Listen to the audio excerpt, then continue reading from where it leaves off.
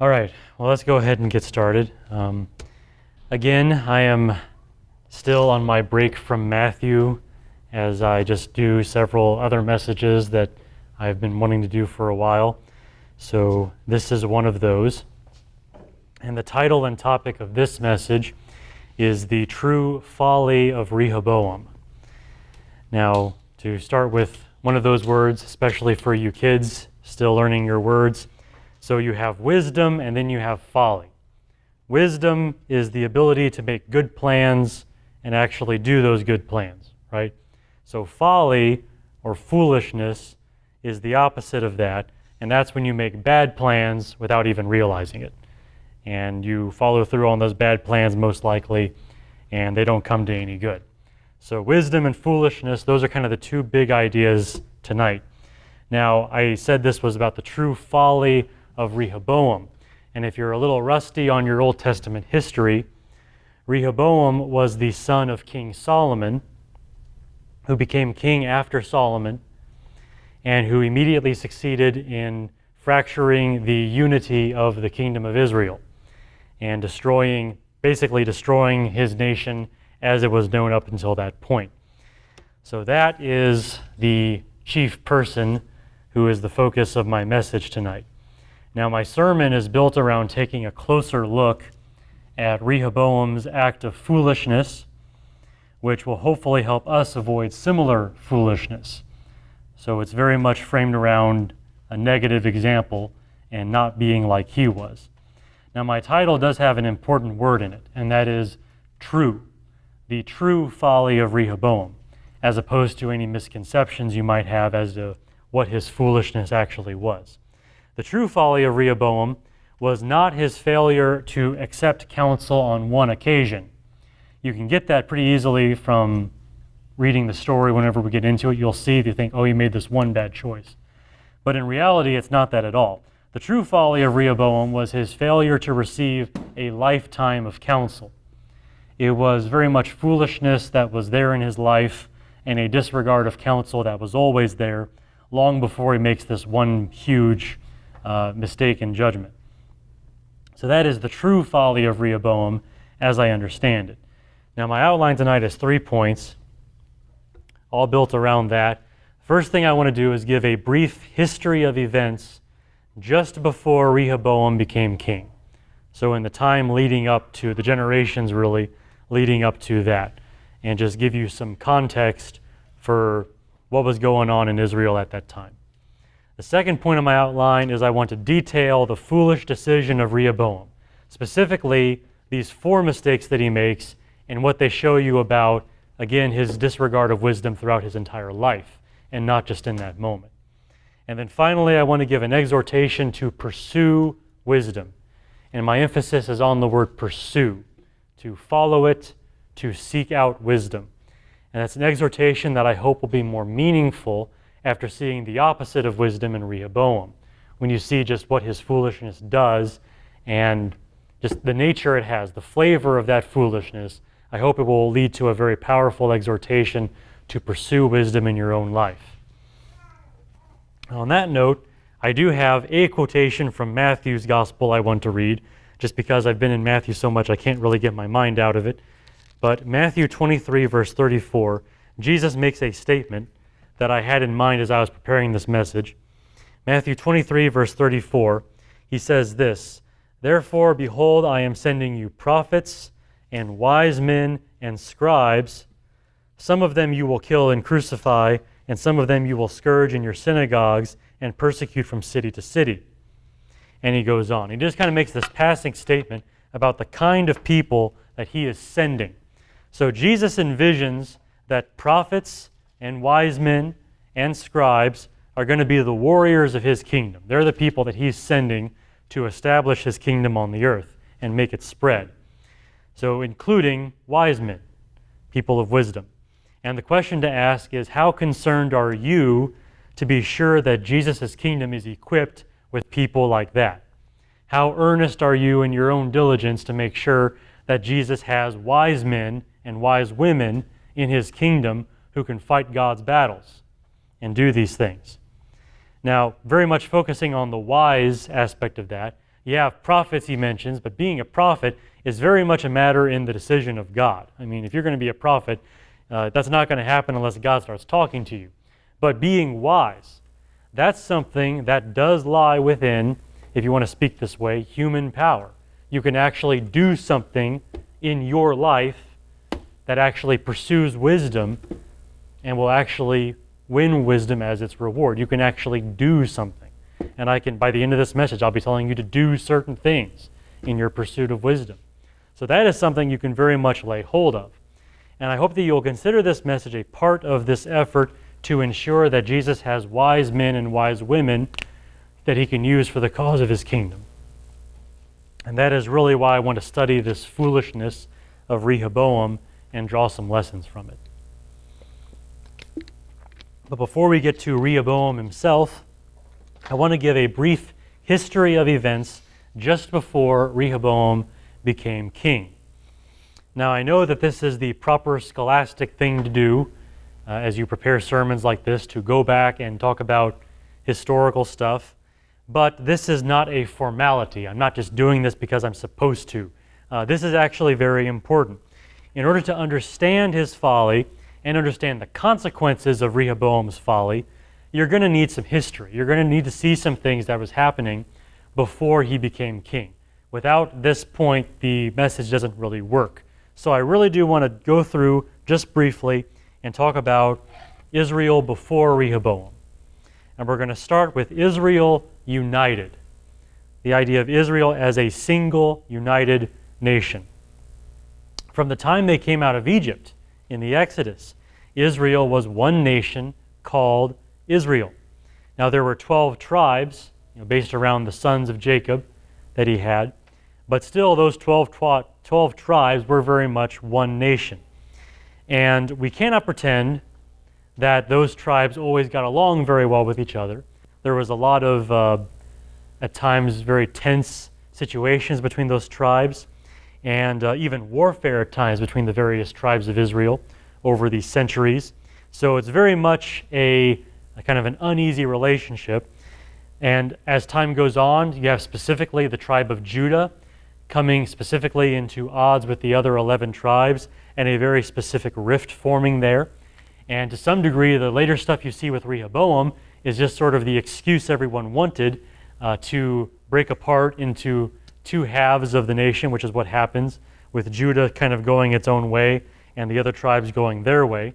There was all that intertribal strife, but for the most part, you still have this united nation of Israel for much of their history from the Exodus onward. They viewed themselves as one nation. They all counted the same major ancestors, Abraham, Isaac, and Jacob. They presented a united front against any and all outside enemies. You don't really see incidents where tribes side against other tribes with pagan nations invading them. They usually are very united against common foes. Together, they came out of Egypt under Moses. Together, they conquered the land of Canaan under Joshua. Together, they defended Canaan under the judges when the judges were ruling Israel. Together, they appointed one king for the whole nation. They did all of those things together. They were very much, to use a phrase that doesn't have much force in our own nation, but they very much were one nation under God. That's what they were. They were one nation of Israel. So you have a united nation. Now, the next thing to talk about as we do this kind of historical survey is what I consider to be the silver age of Israel's history as a united nation under King David. I call this the silver age of Israel. Now, why I name it that, I'm not alone in saying that, but just to give you the reasoning why very often historians of Israel, or at least scholars of Scripture, call this the silver age of Israel. You basically have two reasons. One was a matter of very successful warfare under King David. Until David came along, Israel was constantly under attack. And you read about this especially in the time of the Judges and in the days of King Saul before David. You just have constantly somebody is attacking Israel all the time. And sometimes they have victory over them, sometimes they don't. And it's just this constant strife. But God used David to win very decisive victories against all surrounding nations, practically, so that Israel's enemies were eventually no problem. He had them all very much under a strong hand. By the time David's reign was over, there was no nation that was ready to invade Israel, just because David had, kicked the tar out of all of them because of his highly successful warfare and the victories that God gave him. So that's a very good thing. Compared to all of Israel's history before that time, that is the high point of Israel's history that far. The other thing that makes this the silver age of Israel's history is the fact that David himself was very devoted to God, just as a person. And since the nation is following David, and David is generally following God, what you have then is a nation that generally is devoted to God. The problems that you see later on in Israel's history with rampant idolatry and just unchecked wickedness was generally not a problem in David's reign. You have a nation that, at least by all appearances, was a very godly nation. So due to the dawn of peace through David, and also the security of piety guaranteed by David's own piety, you very much have this silver age of Israel, where things were better than they had ever been up until that point in Israel's history. It's very much the silver age. Now that raises the question, if David's reign is the silver age, what is the golden age? And the golden age is the reign of the next king, David's son, Solomon. This is what many would refer to as the golden age of Israel's history. I certainly agree with that. And there are several reasons for that as well. For one thing, Solomon inherited the peace that David won for him. And here I'm going to read a specific passage of Scripture. This will be 1 Chronicles 22. I know I told you to turn generally back there. 1 Chronicles 22, 6 through 9. This is David at the end of his life kind of giving exhortations. 1 Chronicles 22, verse 6, read through verse 9. Then he, that's David, called for his son Solomon and charged him to build a house for the Lord God of Israel. It's the temple, of course. And David said to Solomon, my son, I had intended to build a house to the name of the Lord my God. But the word of the Lord came to me, saying, you have shed much blood and have waged great wars. You shall not build a house to my name, because you have shed so much blood on the earth before me. Behold, a son will be born to you, who shall be a man of rest. And I will give him rest from all his enemies on every side, for his name shall be Solomon, which means peace. And I will give peace and quiet to Israel in his days. So with David, you saw constant victory in war, a very hard-won peace, won through warfare. But by the time you get to Solomon's reign, what you have is a situation where Solomon gets to inherit that peace and just enjoy it. And as you read about Solomon's reign, you see maybe one battle that I remember reading about, but generally there's just peace. Whereas David's going all over the place, beating everybody up, Solomon is very much a man of rest. So you have, the only thing better than constant victory in warfare is unbroken peace. And that's what you had in Solomon's reign. Another thing you had in Solomon's reign was the peak of wealth in Israel. This is the point in which Israel was the most prosperous that they had ever been.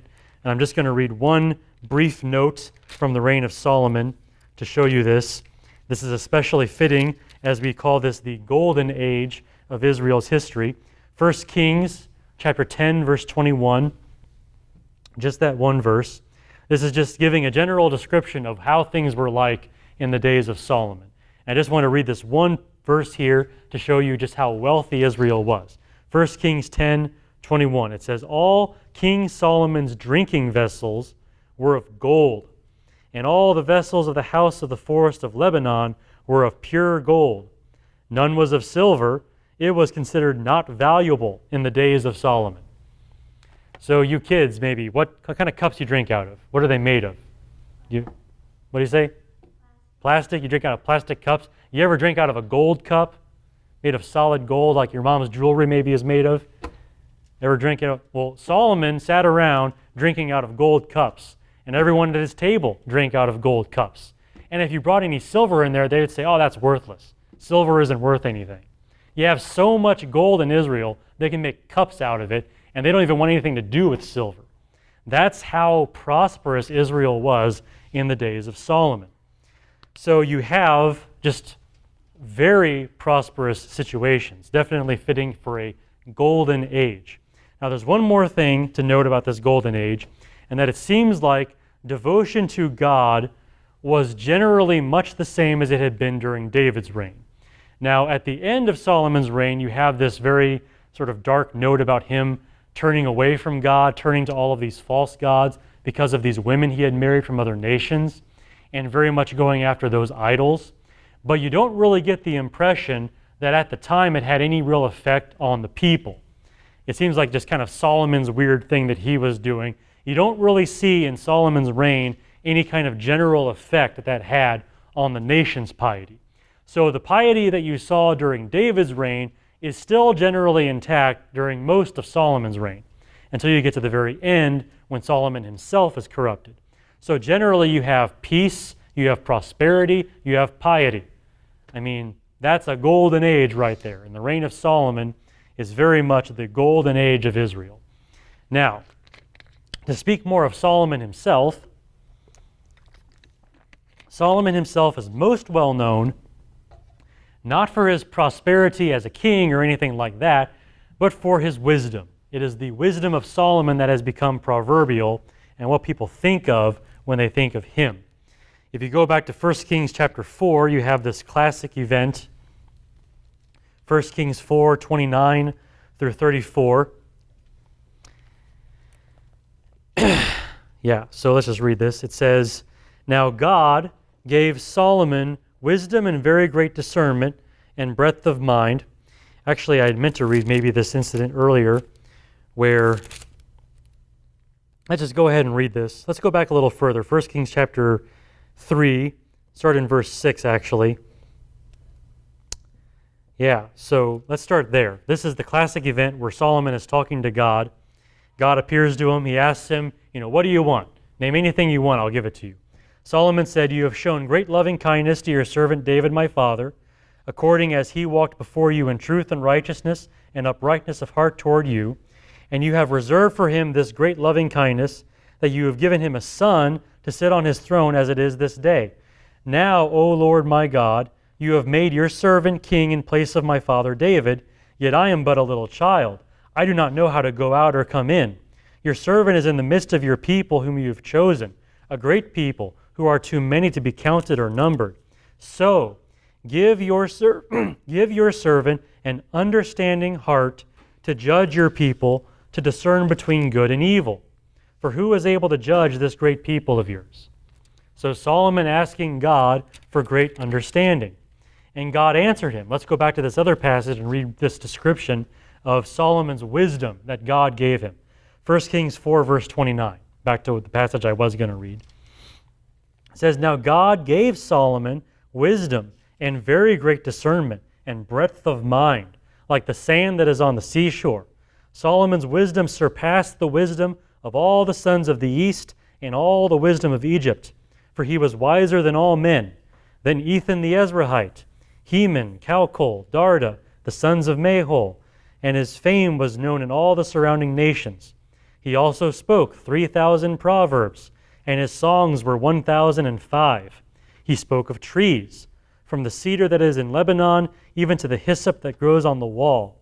He spoke also of animals and birds, and creeping things and fish. Men came from all peoples to hear the wisdom of Solomon, from all the kings of the earth who heard of his wisdom." So, very great wisdom given to Solomon, touching practically all topics, all kinds of wisdom. This is the legacy that is usually cited for Solomon, his wisdom. Now, we need to turn to our attention, and this is especially where we start to meet Rehoboam, Solomon's son, this one aspect of Solomon's wisdom, and that is the Proverbs of Solomon. Now, a proverb is a short, memorable saying which powerfully states an idea. Okay? And the passage I just read said that Solomon wrote about 3,000 proverbs. So there's about 3,000 highly quotable things that Solomon said or wrote that people were quoting, after Solomon was done being king, about 3,000 of those. Now, we do not have all of those Proverbs, but we do have some of them. We have a book in the Bible called Proverbs, the Proverbs of Solomon.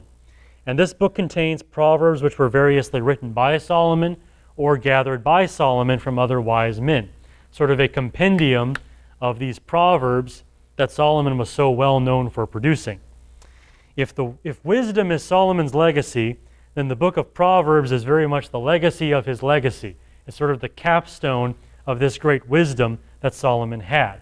Because people love the book of Proverbs. It is actually, along with the book of Psalms, the most published book of the entire Old Testament. When you think about that. Of this body of literature that the ancient Hebrews produced, there are two books that stand out above all of them. One of them is the Psalms of David, and the other are the Proverbs of Solomon. You think about those New Testaments they publish, they don't just have the New Testament in them. What do they have? They have the Psalms and they have the Proverbs. Why? Because people want to read those.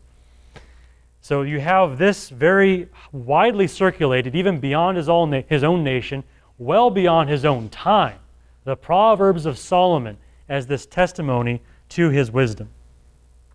Now this brings me to my last historical observation, and that is a point that you probably have not considered before, and if you have, good for you, but if you haven't, I want to say it, that the book of Proverbs was mainly written for Rehoboam. The book that Solomon wrote, which bears his name, which is most well known for being associated with Solomon, was primarily written for this man that we're going to study tonight, this son of his, Rehoboam.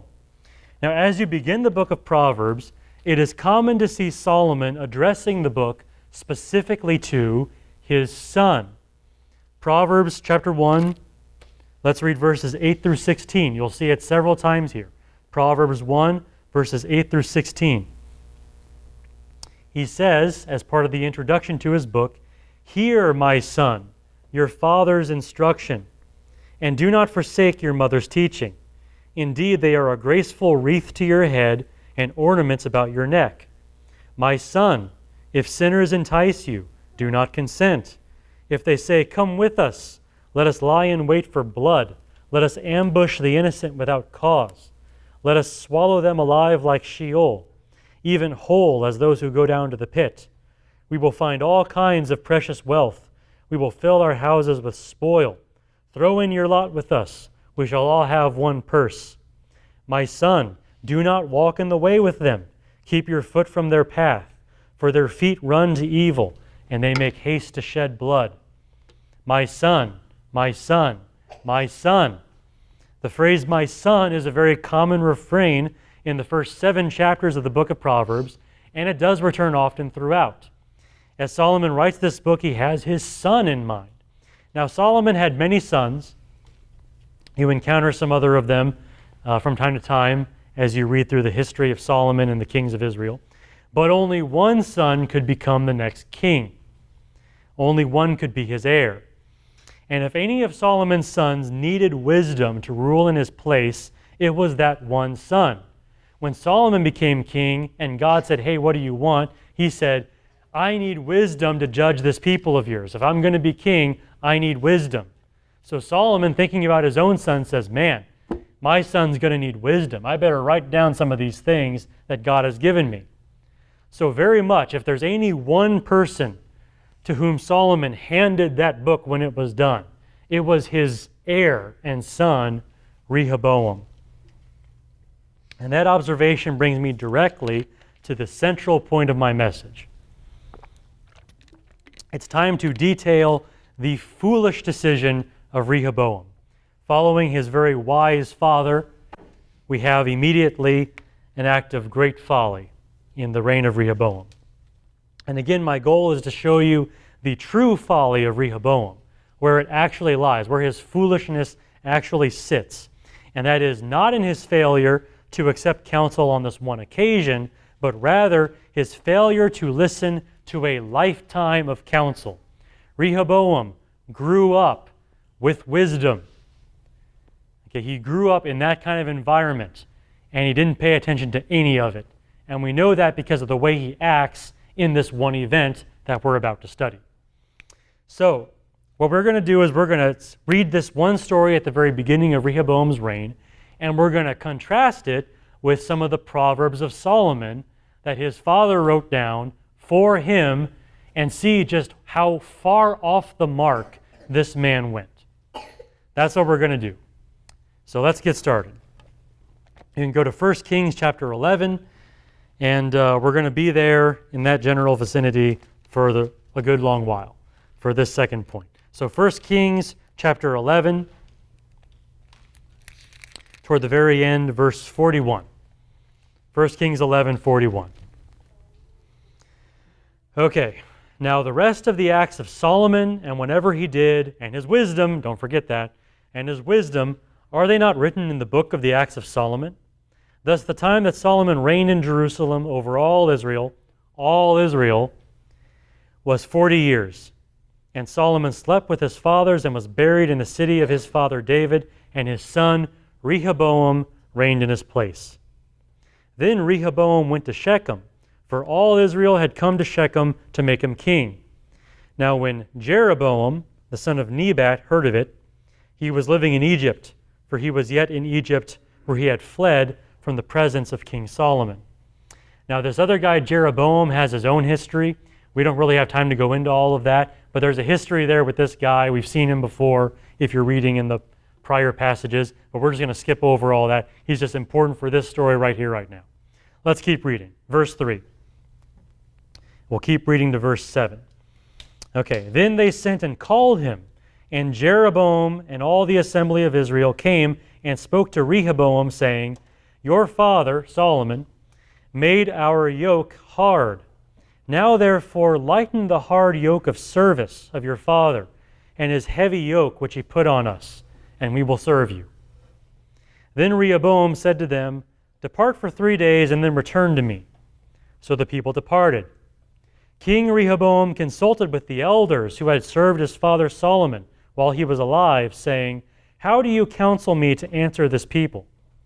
Then they spoke to him, saying, If you will be a servant to this people today, and will serve them, and grant them their petition, and speak good words to them, then they will be your servants forever. Now so far, all seems to be going very well. Seems like a good thing here. Rehoboam is going to take some time to think about this. He's going to take 3 days to think about how to answer. Also, he's asking the wisest men available to him. He's got these older men who were around when Solomon was around. I mean, surely that counts for something. I mean, it seems really good here. Maybe you kids, maybe you can answer me a question here. What do you think about this? So you have this situation. These people come and say, hey, when we served your father, his service was really hard. Can you lighten the load for us? Can you make things easier on us? And Rehoboam goes to these older men, these wiser men, and says, what do you think? What should I say to them? And they say, if you'll do as they say and lighten their load a little bit, make it a bit easier on them, they'll serve you forever. What do you think, kids? What do you think? What do you think of their advice here? Any ideas? Good? Bad? You think it's good? Anyone think it's bad? No? Well, let's find out how things go here. Let's keep it going. Rehoboam seems to be making a good start though, right? I mean, he's taking some time to think about it. He's asking the wisest men. Sounds like they make a good point. That's, well, all as far as it goes, but now he's about to make these 4 huge blunders as we go forward here, these huge mistakes that he makes. And the first mistake made by Rehoboam is that he concerned himself only with the appearance of wisdom. Let's see the very thing he does next after consulting these wise men. Verse 8, it says, He forsook the counsel of the elders which they had given him, and consulted with the young men who grew up with him and served him. So he hears what they have to say, and then he says, oh, I don't like that, and he's going to go ask these other guys, these younger men. Now, here's the question to ask of you. What good is it to consult the wisest men in your kingdom if he's only going to reject what they say? I mean, what good is that he did that? It's absolutely no value whatsoever. There's no point in even asking them their advice if he's not going to listen to it. Now, Solomon wrote some proverbs about this, surprisingly, right? Not really surprising. But Solomon wrote some things about this. And I'm just going to read these. All of these proverbs, I'm just going to read them. I'm going to give you the verse references. If you want to see them later, I can give them to you. Proverbs 15:25. The righteous studies how to answer. Proverbs 11:14. Through lack of guidance, a nation falls, but in many advisors there is victory. Now it sounds like Rehoboam has taken that advice to heart. He's going to take 3 days to study how to answer. He's consulting with the best possible advisors that he could ever find, these men that had served Solomon and were around to listen to his wisdom. It all seems really good. But then he rejects all of that. He just turns away from it. He's only really concerned with the appearance of wisdom. He's going through the motions. He says, okay, I know I'm supposed to have a council here, so let's bring these guys in and see what they say. Oh, I don't like that. Let's go find somebody else. It's just the appearances that he's concerned about. He's not really following the wisdom that was laid out for him by his father. And that was his first mistake. His second mistake was that he only sought counsel, real counsel, from people who were not worthy to give it. And that's where the second group of guys enters in. It says that he forsook the counsel of the elders, which they had given him, and consulted with the young men who grew up with him and served him. And every time I read this verse, I always retranslate it as he went to talk to his drinking buddies. Because basically that's what they are, right? I mean, if you're a prince, you're growing up, I mean, you're living the high life. Who are your friends? They're your drinking buddies. You sit around the table with your golden cups, and you're just having a ball all the time, having your feasts and your parties. His drinking buddies, that's who he goes to talk to. He goes down to talk to these guys. Now, Solomon wrote a lot on this point about who you should go to when you're seeking counsel. Here's one of them, Proverbs 13, verse 20. He who walks with wise men will be wise, but the companion of fools will suffer harm. Okay? Now, Rehoboam had a group of men who had been with Solomon, the wisest man on the planet. I mean, these were guys who were kind of the tag-alongs and the people who were always there with Solomon, helping him rule his kingdom when he was around. It stands to reason that these old men actually knew something about how to run a kingdom. They were right there with the man who asked God for wisdom to rule a kingdom, and God gave him that wisdom, and these men were with him through all of that. It stands to reason that they knew what they were doing. And instead, Rehoboam chose to be a companion of fools, men who were no wiser than he was, just a bunch of young, dumb guys who now find themselves in a position of influence. That's all they are. There's another proverb here, Proverbs 16:31. A gray head is a crown of glory. It is found in the way of righteousness. Okay? So you have this correlation between old age and righteousness. And knowing that and believing that surely will steer you toward the older crowd if you want to know the way of righteousness, if you want to do things right, if you want to be upright in your dealings. You're going to seek out these older men because their gray head is the evidence that they have this. You would think Rehoboam would do that, but he doesn't do that. He turns away from the old men to his drinking buddies, as I call them. He seeks counsel from people not worthy to give that counsel. Now, his third mistake is a very interesting one. Rehoboam despised being a servant. He rejected this idea that he should in any way serve his people. Let's go back a little bit. 1 Kings 12, verse 6. Let's read again this advice that these elders give him and see what they say and how they word it. King Rehoboam consulted with the elders who had served his father Solomon while he was still alive, saying, "How do you counsel me to answer this people?" Then they spoke to him, saying, "If you will be a servant to this people today, and will serve them, and grant them their petition, and speak good words to them, then they will be your servants forever." Now, we often think of servant leadership as being something that Jesus taught, right? He who is greatest among you shall be your servant. The first shall be last, the last shall be first. Servant leadership. Oh yeah, Jesus taught that. Well, these guys are so wise, they figured out servant leadership before Jesus showed up. That's how smart these guys are. They knew that if you want to be a good leader, you have to serve the people you lead. They figured it out long before Jesus came along. That's pretty impressive. It sounds like these guys know what they're talking about. It sounds like they know how to rule a kingdom, all right? And they know you lead a kingdom with servant leadership. But Rehoboam refused to be a servant to his people. Instead, as we shall see, he tries to make himself out to be some kind of terrible tyrant, some kind of dread ruler under the influence of his drinking buddies that he's going to speak to. He just turns his back on this whole idea of being a servant to his people. Now, some of Solomon's proverbs written for Rehoboam could have steered Rehoboam away from that course of action. Here's one that I thought was really relevant. Proverbs 14, verse 31. He who oppresses the poor taunts his maker, but he who is gracious to the needy honors him. Okay? So Rehoboam could have honored God by being gracious to these needy people who are crying out to him for a lighter load. This could have been an act of worship. This could have been a way for Rehoboam to give glory to God by granting these people their request. Instead, Rehoboam chose oppression. He chose not only to maintain their hard yoke, but as we shall see, he had the idea of making it even harder. He despised being a servant to the people that he was leading. And this brings us to our fourth mistake, the last mistake, and that is he used harsh language needlessly. Okay? 1 Kings 12, verses 12 through 14. Let's see here. Actually, we need to back up. Let's go back to the verse 8. We need to finish and see what his companions, his drinking buddies, tell him here. He says, "What counsel do you give that we may answer this people who have spoken to me, saying, 'Lighten the yoke which your father has put on us'?"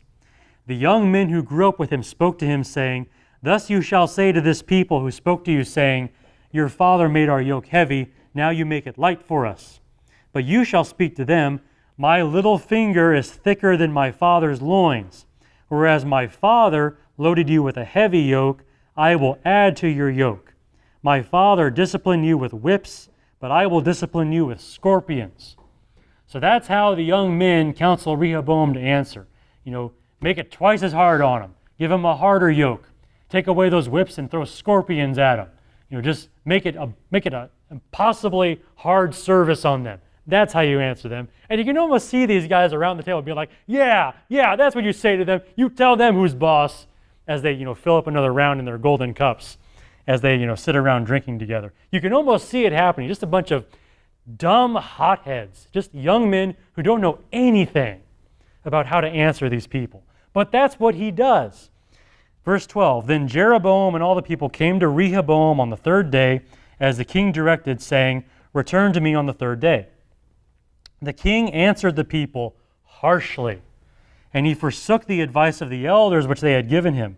And he spoke to them according to the advice of the young men, saying, 'My father made your yoke heavy, but I will add to your yoke.'" Imagine being there, these people with Jeroboam coming to make this request. And here, this is the answer they get. "My father made your yoke heavy, but I will add to your yoke. My father disciplined you with whips, but I will discipline you with scorpions." And that is how he answered them. Okay? He used harsh language needlessly, is the way I put this. Now, there are so many proverbs from Solomon. If Rehoboam had followed them, would have counseled him against all of this. Let me read you several. Okay? Solomon has a lot to say about how you talk to people. It's amazing that that'd be such an issue, but it is. Just as you're out there in the world, you see this. People, the way they talk to one another is just so terrible. You got to get this right. Proverbs 16:21. "The wise in heart will be called understanding, and sweetness of speech increases persuasiveness." You want to be persuasive? You got to use sweet speech. It's got to be like honey. Proverbs 12, verse 18. "There is one who speaks rashly like the thrusts of a sword, but the tongue of the wise brings healing." How do you tell the difference between a foolish man and a wise man? Well, the foolish man has a tongue like a sword, just cutting people down, but the wise man can actually heal people with his words. He can actually do good with what he says. Proverbs 15:1, the classic statement from Solomon, "A soft answer turns away wrath." Even if Rehoboam did not grant the people's request, even if he had said no, he could have said no in such a way that dealt with them gently. He didn't have to go in there and say, here's a scorpion for you, and I'm going to load you down with more burdens. My little finger is thicker than my father's waist. He didn't have to go in there and say that. He could have found some way to persuasively tell them, no, we can't do that. He could have found a way like that. But oh no, he has to go in there and try to be all macho about it and make himself out to be some kind of big man just because he's the king. He uses this harsh language completely uncalled for. There's no reason for this. And that is exactly what he did, and whammo, there you go, the foolishness of Rehoboam. And having made those 4 mistakes, let's see the result. And the result is this. The golden age of Israel just crumbles because of this one man's decision right here, right now. First of all, the unity of the nation was broken. Let's read verse 16 here. When all Israel saw that the king did not listen to them, the people answered the king, saying, what portion do we have in David? We have no inheritance in the son of Jesse. To your tents, O Israel. Now look after your own house, David. So Israel departed to their tents. But as for the sons of Israel who lived in the cities of Judah, Rehoboam reigned over them. Then King Rehoboam sent Adoram, who was over the forced labor. Well, that's going to go over really well. So these tribes are starting to rebel because of their heavy labor. And who does Rehoboam send? The guy who's over the forced labor. That's going to go over really well. So what happens to this guy? All Israel stoned him to death. So this taskmaster comes, and they just kill him. It's like, we're going to get rid of this guy. And King Rehoboam, probably making the first wise move he's made so far, King Rehoboam made haste to mount his chariot and flee to Jerusalem. Finally figured out he made a mistake, and now he's in trouble. So Israel has been in rebellion against the house of David to this day. The unity of the nation just falls apart. You have these other tribes, they rebel against the kingdom of David. They kill this guy that the king sends in there to go talk to him. It's over. I mean, this union was only ever very fragile among the tribes, but at least it was there. And now it's just gone. This unity is broken by Rehoboam. Secondly, you now have idolatry. And not just the worship of false gods, but the worship of false gods, because this other king, the other tribes are going to set up, he's going to make them do this. Let's go a little bit further. 1 Kings 12, verse 25. Listen to this. This is what Jeroboam does, this other guy that's kind of leading this rebellion. Then Jeroboam built Shechem in the hill country of Ephraim and lived there. And he went out from there and built Penuel. And Jeroboam said in his heart, now the kingdom will return to the house of David. If this people go up to offer sacrifices in the house of the Lord at Jerusalem, then the heart of this people will return to their Lord, even to Rehoboam, king of Judah. And they will kill me and return to Rehoboam, king of Judah. So the king consulted, he takes counsel of his own here, and made 2 golden calves. And he said to them, it is too much for you to go up to Jerusalem. Behold your gods, O Israel, that brought you up from the land of Egypt. So Israel, again, starts worshiping golden calves. We've seen this before back in an earlier stage of their history. Well, now they're worshiping golden calves again, these false gods. Why? Because of this rift between Jeroboam and Rehoboam, caused ultimately by Rehoboam's own foolishness, but Jeroboam wants to hold the line, so he creates their own gods so they can worship there in Israel and not go back to Judah and risk falling back under the sway of Rehoboam. But all of that because Rehoboam split the kingdom. None of this would have happened if Rehoboam would not have been such a fool. So you have idolatry now. The piety that Israel had at first is now gone. Now most of the tribes are worshiping these golden calves. And then finally, the last thing they lose is peace. War returns to Israel. You skip ahead, 1 Kings 14, verse 30. You have one of these summary statements. It just says, there was war between Rehoboam and Jeroboam continually. Continually. So from that moment, when Rehoboam divides the kingdom and Jeroboam sets up his own kingdom in the other 11 tribes, from that time onward, you have war continually. So what you did have under Solomon was a time of constant peace. Now you have continual war. And not just continual war, but what really is a civil war. I mean, these people, they're part of the same nation technically.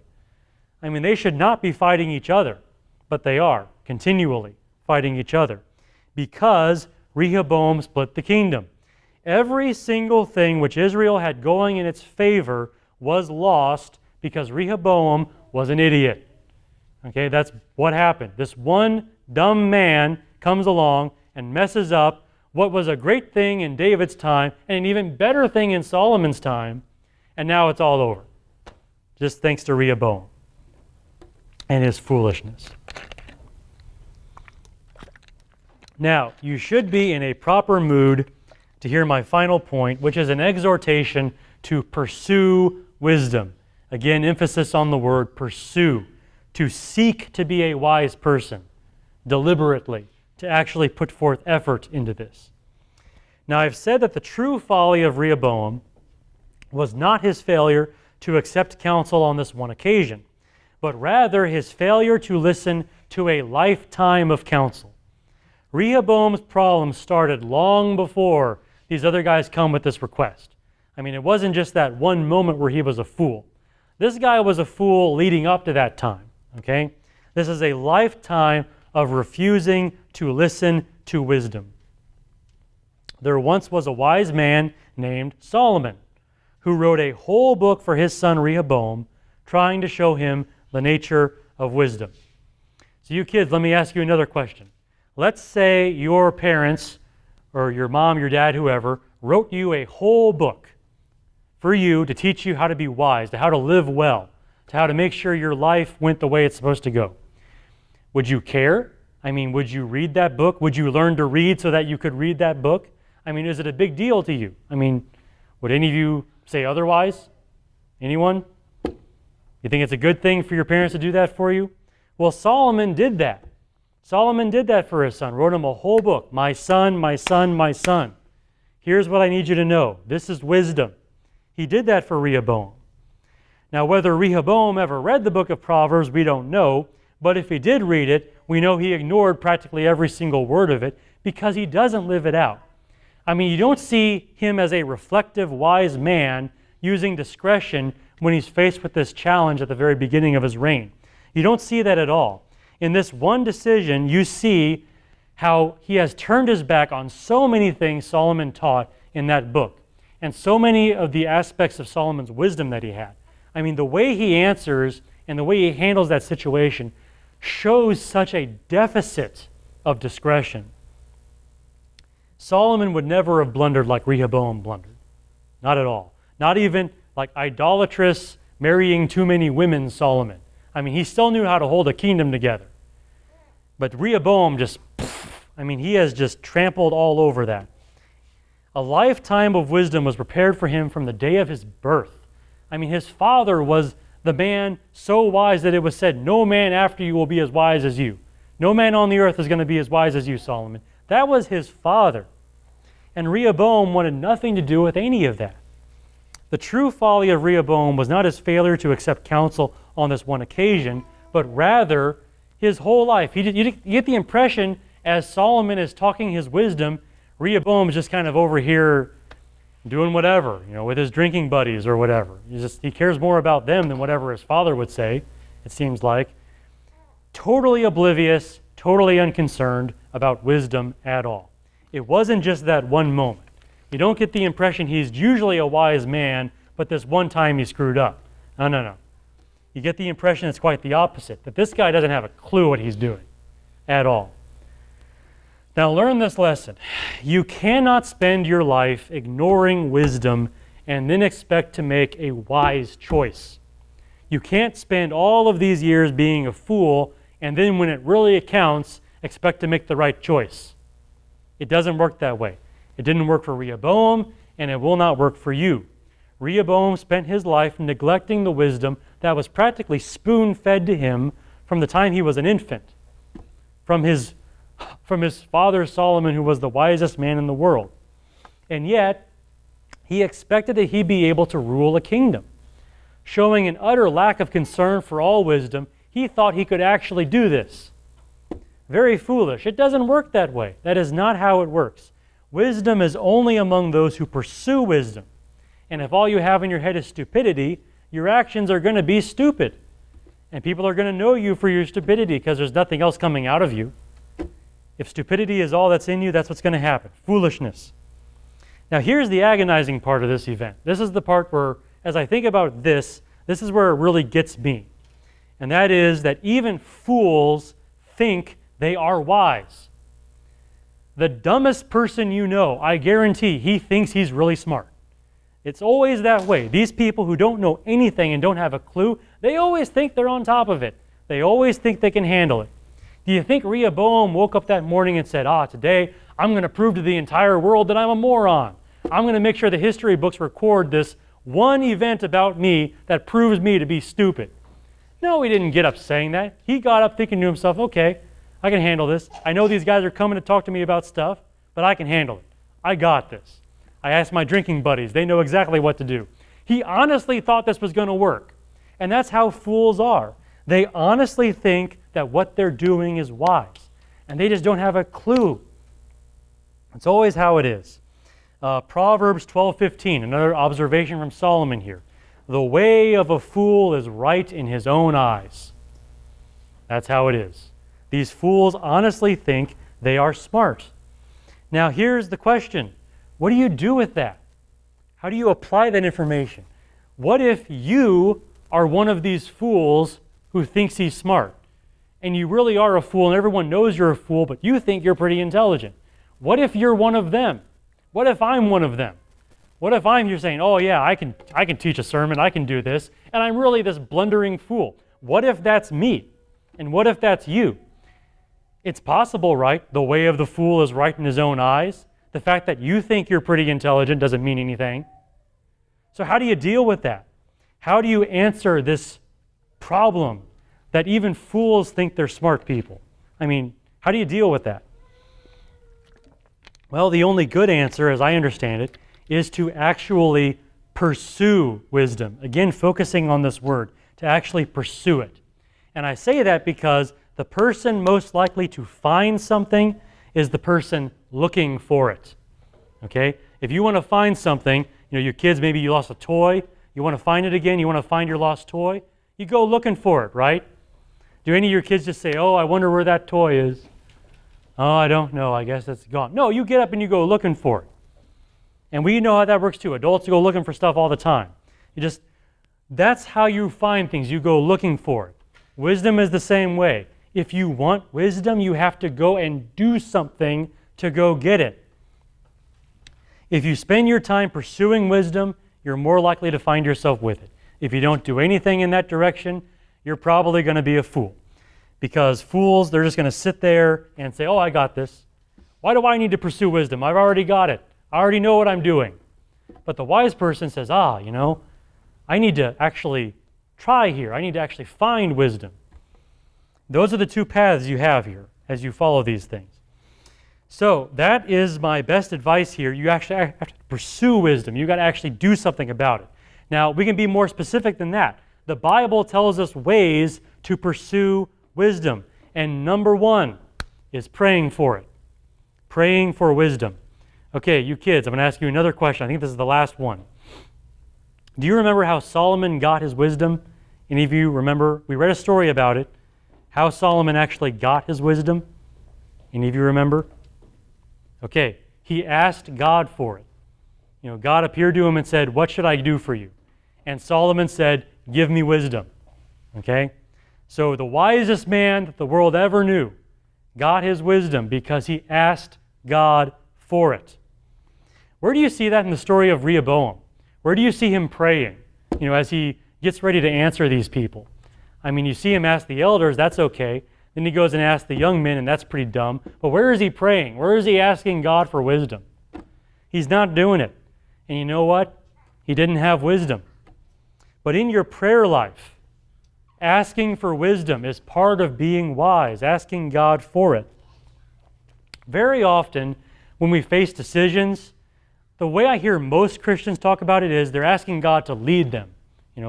Oh God, lead me, or I feel led to do this. The funny thing is, I don't see anyone in the Bible praying that way. What I do see is asking for wisdom. You see it in Solomon, and you see it given as a command later on in the New Testament in the book of James. James chapter 1, verse 5. But if any of you lacks wisdom, let him ask of God, who gives to all generously and without reproach, and it will be given him. Okay?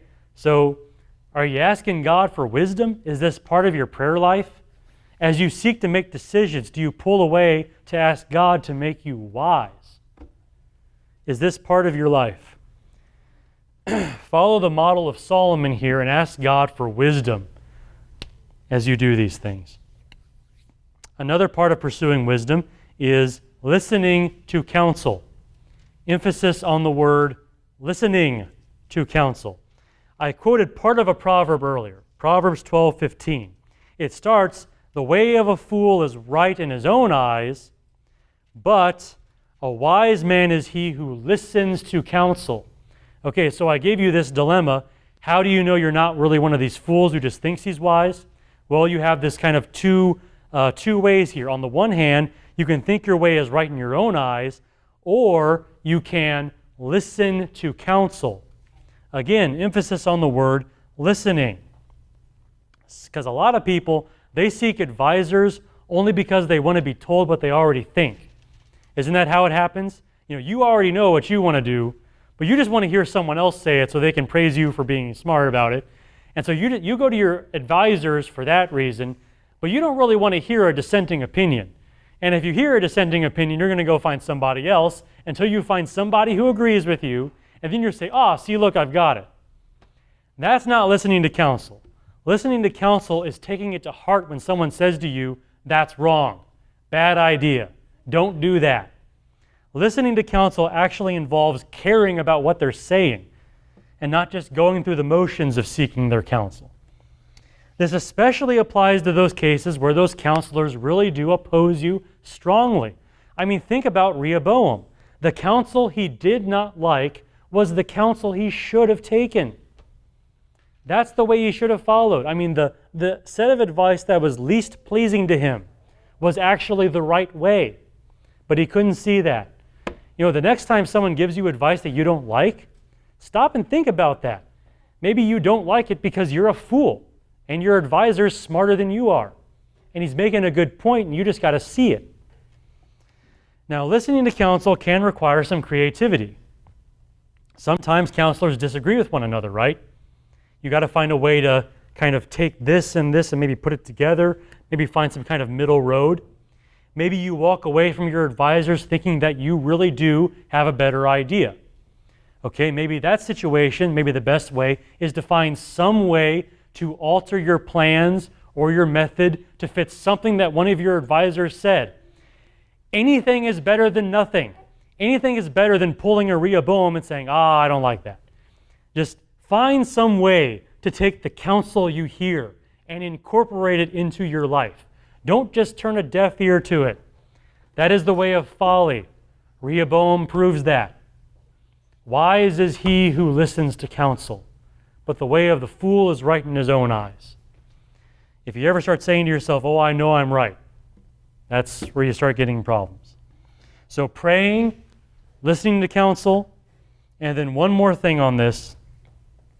The very beginning of wisdom is fearing and knowing God, making this your pursuit. As you pursue wisdom, there is a more important pursuit underneath that holds it up, and that is knowing God and fearing God. This is another proverb from Solomon, one of the more well-known ones. Proverbs chapter 9, verse 10. The fear of the Lord is the beginning of wisdom, and the knowledge of the Holy One is understanding. You want to be wise, you want to have understanding, know God and fear God. And that is how you get wisdom. Now, this is the one way that I know of. Okay, listen to this. This is the one way that I know of that you can actually be wiser than Solomon. Because Solomon, at the end of his life, turned away from God, started serving false gods. Why? Because of all these women he married. Just kind of a dumb thing that he did. Really stupid. I mean, it was just such a terrible ending for the wisest man that the world had ever seen up to that point. Such a terrible ending. But if you know God, and if you fear God, and you maintain that course of action, you can actually make the claim of being wiser than Solomon, because where he got the foundation of wisdom wrong, you get it right. And everything else can build from that point, right? The one way you might actually be wiser than Solomon. So, other than that, I have no great insight on these words other than to say, fear God and know God. Make that your life's pursuit. Make wisdom down here and God up here. And then everything else works out. Know God and fear God. That is the way to wisdom. And that ultimately is all I have to say about the folly of Rehoboam. Let me give you a review, and then we'll close this down for the night. I went through 3 points here as I talked about the true folly of Rehoboam. First, I gave you a brief history of the events just before Rehoboam became king. Before Rehoboam, Israel was united, at peace, prosperous, and generally dedicated to God. It was pretty good under David. It got even better under Solomon. And that's how things were going in Israel before Rehoboam became king. Secondly, we have Rehoboam himself and his foolish decision. And I detailed that foolish decision for you, and I said that the true folly of Rehoboam is that he failed to listen to a lifetime of counsel. There were all of these proverbs that his father left for him. If he had heeded them while growing up, they would have been in his mind, in his heart. He would have been able to deal with this situation he faced well. But instead, it totally bottomed out, and Rehoboam successfully destroyed everything that his grandfather and father built in the nation of Israel, all because of his own lifetime of foolishness. And then finally, I gave an exhortation to pursue wisdom, emphasis on pursuing it, because you will not find it unless you go looking for it. And I gave you 3 ways to do that. One was prayer. One is actually listening to counsel. And the other is knowing God and fearing God. Those are the way of wisdom as it's laid out for us in Scripture. Now, these considerations are actually greater for us than they were for Rehoboam. And you might wonder why. After all, Rehoboam was a king. I mean, he had a whole nation to manage. None of us are nearly that important, at least not in this world. So how could these things be more important for us? Well, Rehoboam had charge over an earthly kingdom. That earthly kingdom may have been God's chosen people, but it was still a kingdom on the earth, a kingdom that was meant to fall apart eventually after a few centuries, whenever they all went into exile. It was just an earthly kingdom. We, however, have been given charge over a heavenly kingdom. Jesus has set up the kingdom of God on the earth, and he has given us the task of managing this kingdom. And we're supposed to be growing into this role of being kings and queens along with him. That is the whole idea of his kingdom. So if anyone's going to need wisdom, if anyone should be concerning themselves with wisdom, it's us. We have a God-sized task facing us because we are the ministers of a God-sized kingdom. The kingdom of God. That's what faces us, and that's the kind of wisdom we need. We need wisdom enough to deal with these things, these pressing spiritual matters in our own lives, in the lives of the people we meet, as we interact with the culture around us even. We have need for so much wisdom on these things, so much more than even Rehoboam needed. And the consequences of our failure will be even greater than the consequences of Rehoboam's failure, because his failure was purely earthly. Our failure has spiritual ramifications for our own lives and the lives of those around us. But with wisdom, there is a way forward with that. If we actually do seek God, seek to know him and fear him, and ask him for wisdom, and actually listen to the counselors he puts in our lives, there's hope in that. And there is hope that we can manage our spiritual kingdom much better than Rehoboam managed his earthly kingdom. And that is my exhortation for you tonight based on the folly of Rehoboam.